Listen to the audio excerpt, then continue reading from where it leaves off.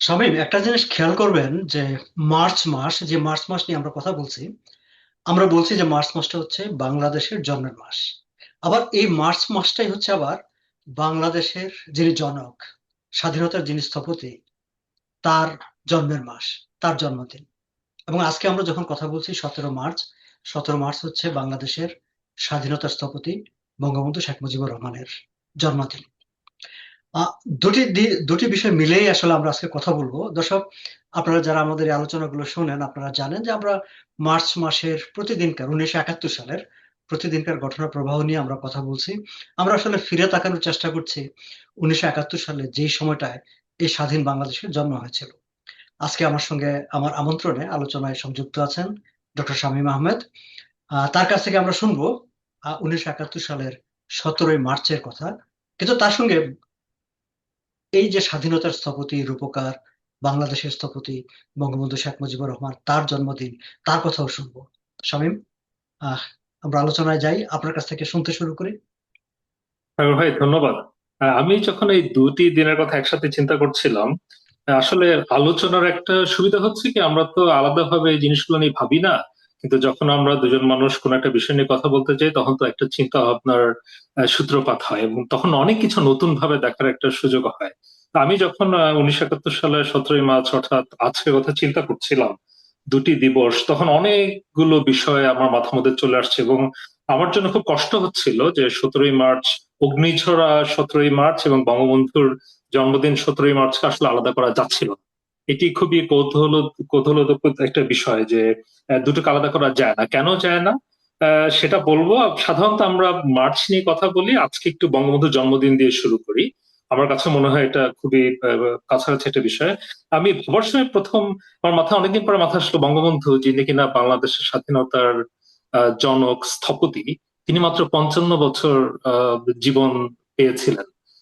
এত বড় একজন মানুষ, এত বড় মহিরুহ একজন মানুষ মাত্র 55 বছর জীবন পেয়েছেন।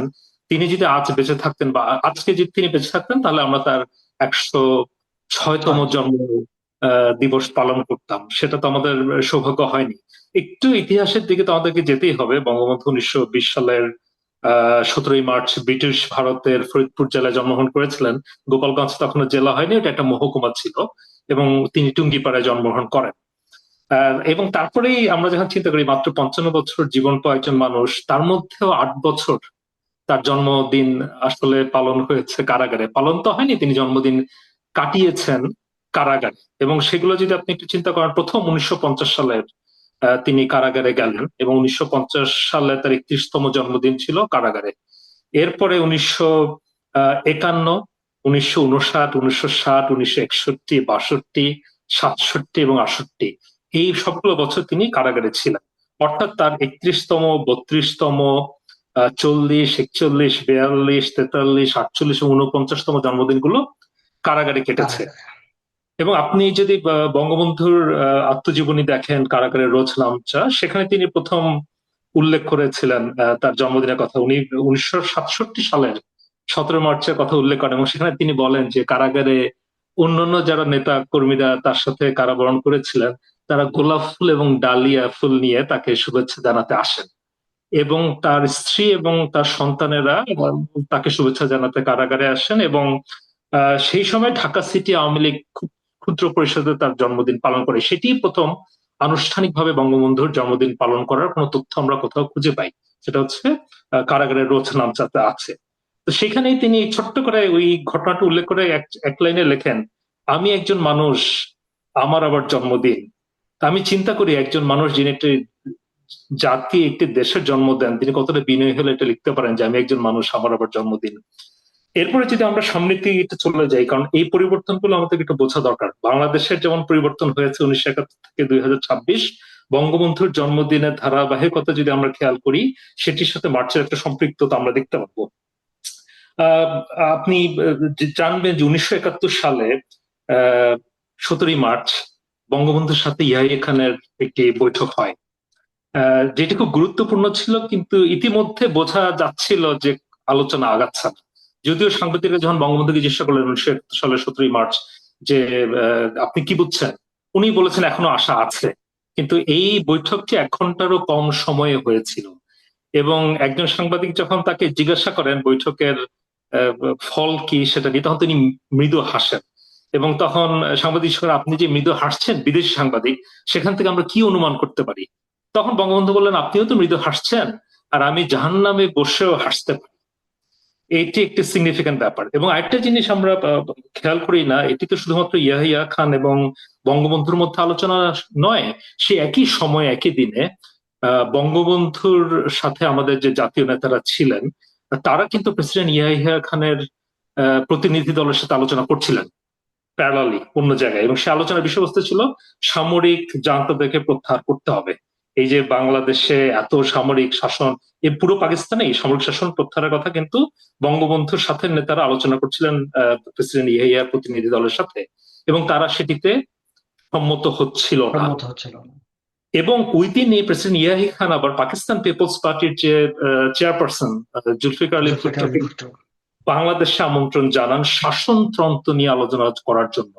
এখন একটি দেশে নির্বাচনে একটি দল সংখ্যাগরিষ্ঠতা পেয়েছে, সেখানে শাসনতন্ত্র নিয়ে আলোচনা করার জন্য দ্বিতীয় সংখ্যাগরিষ্ঠ দলকে আমন্ত্রণ কেন জানাতে হবে, এই প্রশ্ন ওঠে উত্থাপন অবশ্যই। হয়। এবং আমাদেরকে এটাও মাথায় রাখতে হবে যে 1 মার্চ 1971 থেকে জুলফিকার আলী ভুট্টো কিন্তু বলা শুরু করেন যে দেশে, মানে দুভাগে, দুই প্রদেশে, পূর্ব পাকিস্তান এবং পশ্চিম পাকিস্তানে দুটো দল শাসন করুক, যেটি কোনোভাবেই গ্রহণযোগ্য না। পৃথিবীর কোনো দেশে এভাবে শাসনতন্ত্র পরিচালিত হয় না। এমনকি পশ্চিম পাকিস্তানে অন্যান্য যেসব রাজনৈতিক দল ছিল, তারাও জুলফিকার আলী ভুট্টোর এই প্রস্তাবের সাথে একমত পোষণ করেননি। বেশিরভাগ তারা বলেছিল না, যেহেতু একটি দল নির্বাচিত হয়েছে, তাদেরই শাসনতন্ত্র পরিচালনা করার দরকার। এই দিনের আরো কয়েকটি উল্লেখযোগ্য বিষয়, 17 মার্চ 1971 আমরা যদি রাজনৈতিক দৃষ্টিভঙ্গি থেকে দেখি সাগর ভাই, তাহলে হচ্ছে মাওলানা ভাসানী সেদিন একটি জনসভায় অংশগ্রহণ করেন, এবং তিনি সেখানে বলেন যে আমি গত 89 বছর আমার জীবনের প্রতিটি আন্দোলনে, যতগুলো আন্দোলন হয়েছে সব আন্দোলনে জড়িত ছিলাম, কিন্তু কখনো এত মানুষ একসাথে একই দাবির সাথে সম্মতি জ্ঞাপন করতে আমি আর দেখি নাই। এটি ওখানে মাওলানা ভাসানী সাহেবও বলেছিলেন। সুতরাং হ্যাঁ, সেটি একটি তিনি তিনি সম্ভবত চট্টগ্রামে এরকম একটা কথা বলেছিলেন যে পূর্ব বাংলা এখন স্বাধীন, সাড়ে স্বাধীন। 7 কোটি বাঙালি এখন স্বাধীনতার প্রশ্নে ঐক্যবদ্ধ। আমার জি। 89 বছরের অতীতের সবকটি আন্দোলনের সাথে আমি জড়িত ছিলাম, কিন্তু একটি সার্বজনীন দাবিতে জনগণের মধ্যে বর্তমান সময়ের মতো একতা ও সহযোগিতা আমি এর আগে কখনো দেখিনি। দেখি, এটি মৌলানা ভাসানী সাহেব বলেছিলেন। সুতরাং সেটাও গুরুত্বপূর্ণ, কারণ তিনিও তো আমাদের স্বাধীনতায় একজন গুরুত্বপূর্ণ ব্যক্তিত্ব। স্বাধীনতা আন্দোলনের একজন গুরুত্বপূর্ণ নেতা। উনি সেটি 18 মার্চে কিন্তু বলে দিয়েছেন। এই দিনের আরেকটি গুরুত্বপূর্ণ বিষয় আমি একটু উল্লেখ করতে চাই, যদিও সেটি পত্রিকায় এসেছিল 18 মার্চ, কিন্তু ঘটনাটি ঘটেছিল 17 17 মার্চ। মার্চে সেটা হচ্ছে ভারত থেকে যে কোনো বিদেশি বিমান বাহিনীর বাংলাদেশের আসার উপরে নিষেধাজ্ঞা জারি করে করে ভারত সরকার। এবং এমনকি তারা এটাও বলে যে পশ্চিম পাকিস্তান থেকে যদি পূর্ব পাকিস্তানে কোনো বিমান আসে, সেটি প্রথমে ভারতে অবতরণ করতে হবে, এবং একটি সংক্ষিপ্ত অবতরণের পরেই কেবলমাত্র তারা পূর্ব পাকিস্তান আসতে হবে পারবে। কারণ ভারত নিশ্চিত করতে চেয়েছে যে পাকিস্তানের বেসামরিক বিমানে করে যাতে সামরিক বাহিনীর সদস্যরা বাংলাদেশে এসে কোনো গণহত্যা বা হত্যাযজ্ঞ চালাতে না পারে। তার মানে হচ্ছে এই বিষয়গুলো কিন্তু ততদিনে পরিষ্কার হয়ে যাচ্ছে, ঘটনাগুলো ঘটছে, আমাদের প্রতিবেশী রাষ্ট্র সেটি বুঝে গেছে, তারাও এই নিষেধাজ্ঞাটা দিচ্ছিল। এখন আমি আবার বঙ্গবন্ধুর জন্মদিন একটু চলে আসি, এটা গুরুত্বপূর্ণ এই প্রসঙ্গে, কারণ সেদিন 1971 সালের 17 মার্চ বিকালে বায়তুল মোকাররমে বাদ আসর মাওলানা শেখ মোহাম্মদ ওবায়দুল্লাহ বিন সাইদ জালালি বাদী বঙ্গবন্ধুর দীর্ঘায়ু কামনা করে মোনাজাত করেন। মানে একটি আমাদের প্রধান যে মসজিদ, সেখানে যারা ইভেন ধর্মপ্রাণ মুসলমান যারা আছেন, তারাও বঙ্গবন্ধুর জন্মদিনের জন্য দোয়া প্রার্থনা করেছিলেন, তার দীর্ঘায়ু কামনা করছিলেন, কারণ তারা জানতেন যে বাংলাদেশের স্বাধীনতা এই ব্যক্তিটির উপরে নির্ভর করে। নির্ভর করছে। এবং শুধুমাত্র বায়াতুল মোকাররমেই না, ধর্ম বর্ণ নির্বিশেষে সারা বাংলাদেশের মানুষরাই সেদিন বঙ্গবন্ধুর জন্মদিন উদযাপন করার চেষ্টা করেছে, যে যেভাবে পেরেছে। সকাল থেকে হাজার হাজার মানুষ ধানমন্ডি 32-এর দিকে এসছে, এবং সেখানে বঙ্গবন্ধু একটি কথা বলেছিলেন খুব ইন্টারেস্টিং। সেখানে উনি বলেন যে আমি জন্মদিন পালন করি না, আমি কেক কাটি না, আমি মোমবাতিও জ্বালাই না, এটিও তিনি বলেছিলেন। এখানে আরেকটি গুরুত্বপূর্ণ জিনিস আমার কাছে মনে হচ্ছে, আমি এটা বলতে চাই, সেটা হচ্ছে 7 মার্চ 1971 যখন বঙ্গবন্ধু আমাদের সেই ঐতিহাসিক ভাষণটি দিলেন, যেটি মূলত স্বাধীনতা ঘোষণার একটি প্রস্তুতিমূলক ঘোষণাই বলা যায়। সেদিনই কিন্তু সবাই বুঝে গেছেন স্বাধীনতার ঘোষণাটা আসতে যাচ্ছে। এবং বাংলা চারু ও কারুশিল্পী সংগ্রাম পরিষদ নামে একটি সংগঠন, যেটি মূলত যেখানে যুগ্ম আহ্বায়ক হিসেবে ঘোষণা করা হয় শিল্পী কায়ুম চৌধুরী এবং মুর্তজা বশিরকে, এবং তারা সেদিন থেকেই পরিকল্পনা করেন যে আজকে 7ই মার্চ বঙ্গবন্ধু মূলত স্বাধীনতা ঘোষণাটা দিয়ে দিলেন, সামনে 17ই মার্চ তার জন্মদিন।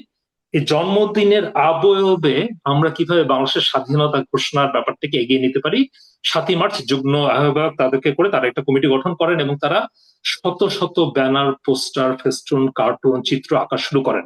17ই মার্চ ভোর থেকে, শহীদ মিনার থেকে তারা কিন্তু বিপ্লবী চিত্রের একটা বিশাল মিছিল বের করেন এবং তাদের সাথে সেখানে যুক্ত হন বেগম সুফিয়া কামাল এবং নেতৃত্ব দেন শিল্পাচার্য জয়নুল আবেদিন। জয়নুল আবেদিন। এবং তারা সারা ঢাকা ঘুরে বঙ্গবন্ধুর ওখানে পৌঁছান। এবং এটি কিন্তু অবৈধ ছিল, রাষ্ট্রদ্রোহিতা। কারণ কেননা তখন যে সামরিক শাসকদের যে নির্দেশনা ছিল সেই অনুযায়ী স্বাধীনতা কামনা করে বা স্বাধীনতা দাবি করে এরকম একটা মিছিল করা নিষিদ্ধ ছিল। এটি মাথায় রেখে তারা জানেন যে তারা মারা যেতে পারতেন।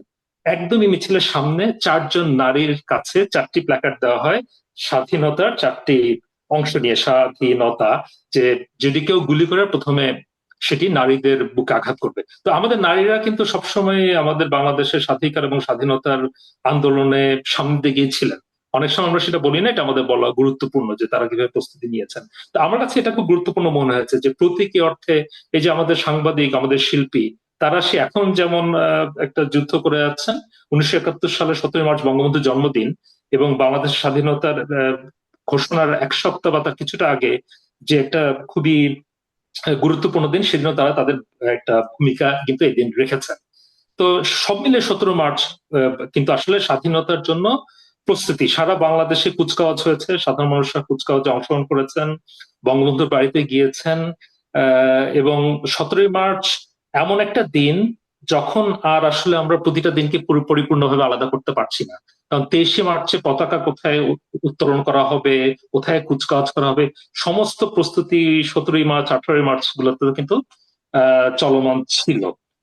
আপনি যদি আমাকে সুযোগ দেন, আমি আবার নিশ্চয়ই। স্বাধীনতা খুব ছোট্ট ভাবে স্বাধীনতার পরের যে 3 বছর, 1972, 73, 74, 75 বঙ্গবন্ধুর জন্মদিন একটু কথা বলতে চাই। আমার নিশ্চয়ই। কাছে মনে নিশ্চয়ই। হয় যে এটি আমাদের, আমরা যারা সাধারণ মানুষ এবং আমরা যারা রাজনীতি সচেতন, এমনকি যারা রাজনীতি করেন, আপনার অনুষ্ঠান তারা দেখেন আমি জানি, এটি সবার জন্য মনে রাখা খুব জরুরি।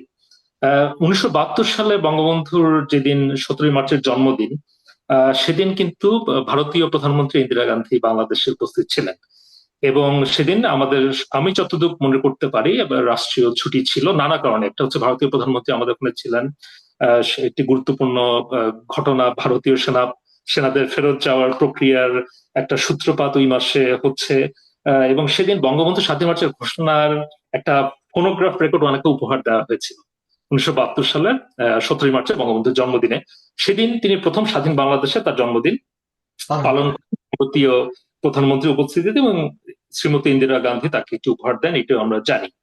আমরা আরেকটি জিনিস ছোট্ট করে মনে করতে চাই, তার শেখ হাসিনার পুত্র এবং বঙ্গবন্ধুর নাতি জয় তার একটা স্মৃতিচারণ করেছিলেন যে তিনি একবার জন্মদিনের সময়, বঙ্গবন্ধুর জন্মদিনের সময় একটা আবদার করেন যে আমি আপনার পাইপে ফু দিতে চাই।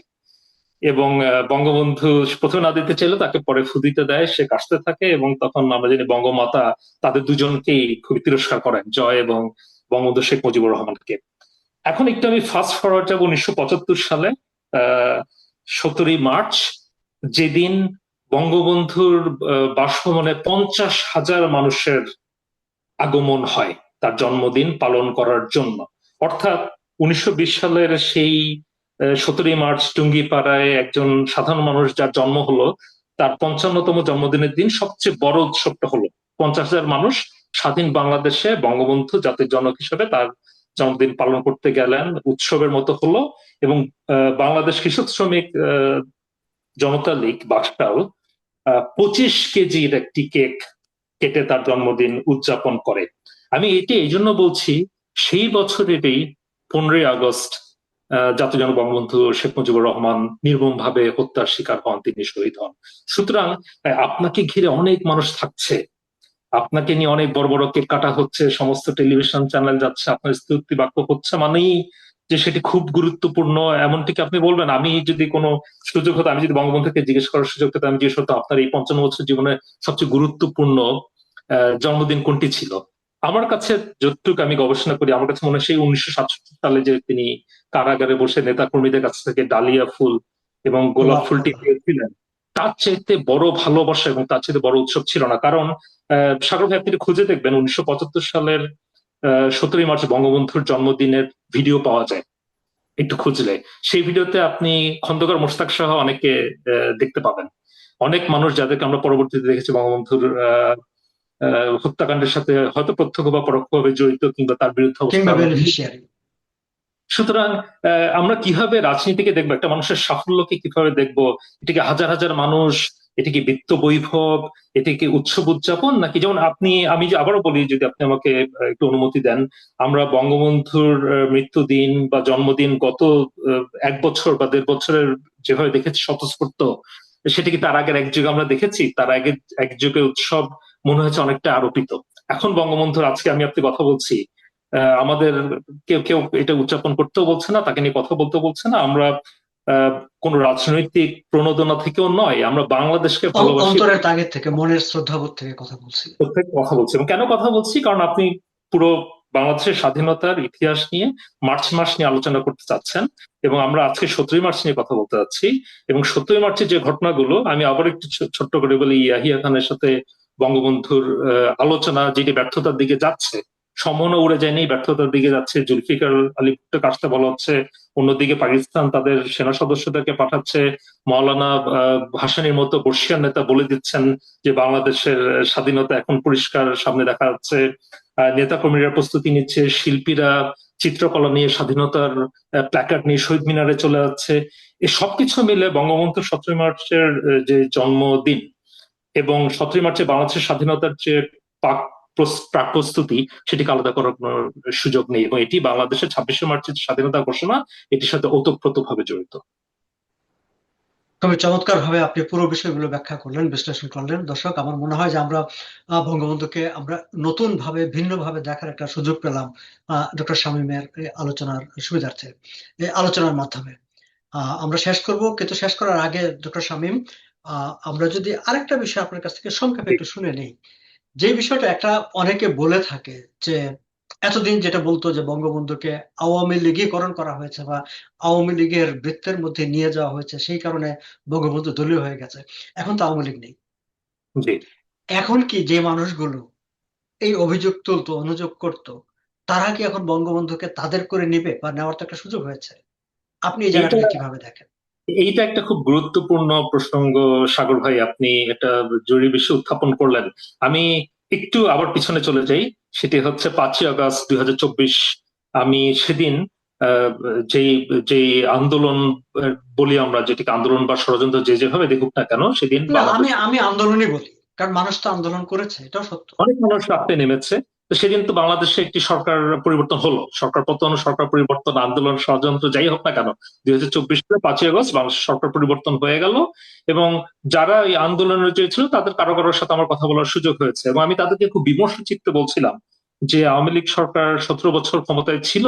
ক্ষমতায় থাকার জন্য এটি একটি দীর্ঘ সময়, এটি গণতান্ত্রিক প্রক্রিয়া, সাধারণত 5 বছর পর পর সরকার পরিবর্তন হয়। তা আমরা এই 34 বছরের ক্ষমতা তারা 17 বছর থেকে ফেলেছে। এটি নিয়ে আমি অত অত উদ্বিগ্ন নয়, মানুষের সমর্থন থাকলে এবং যদি প্রয়োজন হয় বাংলাদেশের জন্য আওয়ামী লীগ আবার ক্ষমতা আসবে। কিন্তু আমি চিন্তিত বঙ্গবন্ধুর ভাস্কর্য ভেঙে ফেলা, নানা জায়গায় সারা দেশে সেনানিবাস থেকে শুরু করে সব জায়গায় তার ছবি নামিয়ে ফেলা, পাড়ানো, এই ঘটনাগুলো আমাকে খুব বিমর্ষ করে।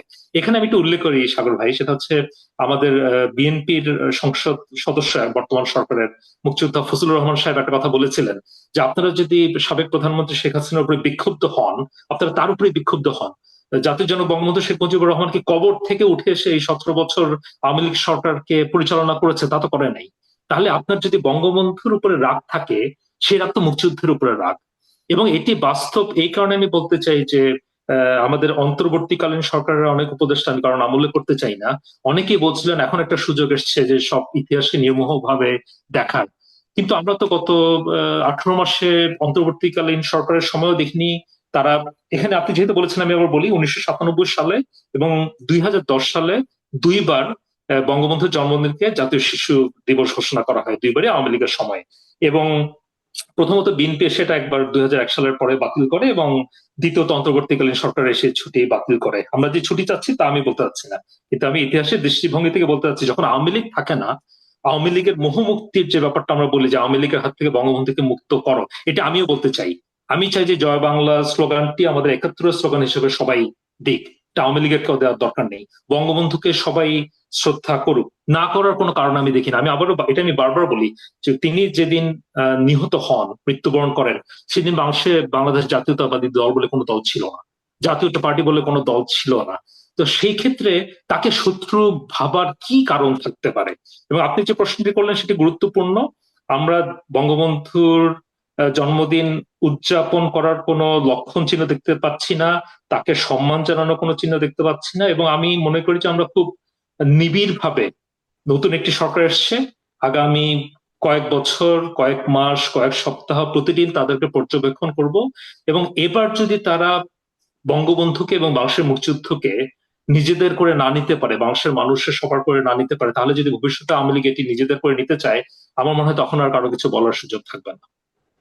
একদম, আমিও ঠিক সেভাবেই ভাবছি, সেভাবেই আপনার ভাবনার সঙ্গে সহমত পোষণ করছি। যে আমরা মনে করি যে এখন প্রত্যেকটা মানুষেরই উচিত মুক্তিযুদ্ধকে, তারা যদি সত্যিকার অর্থে মুক্তিযুদ্ধকে শ্রদ্ধা করে, তারা যদি সত্যিকার অর্থে মুক্তিযুদ্ধকে ভালোবাসে, তাহলে মুক্তিযুদ্ধের নেতা শেখ মুজিব, মুক্তিযুদ্ধের যে ইতিহাস সংস্কৃতি, জয় বাংলা, আমার সোনার বাংলা, এই সব কিছুকে প্রত্যেকটা মানুষেরই নিজের করে নেওয়া উচিত। ডক্টর শামীম আহমেদ, অনেক ধন্যবাদ আপনাকে। চমৎকার কথাবার্তা শুনলাম আপনার কাছ থেকে। দর্শক, আগামী দিনগুলোতে আমরা মার্চ মাস পুরোটা ধরে কথা বলবো। আমরা চাইবো আরো একবার মার্চ মাসে ডক্টর শামীমের কথা শোনার। নিশ্চয়ই আপনারা আমাদের সঙ্গে থাকবেন। ভালো থাকবেন। ধন্যবাদ সাগর ভাই।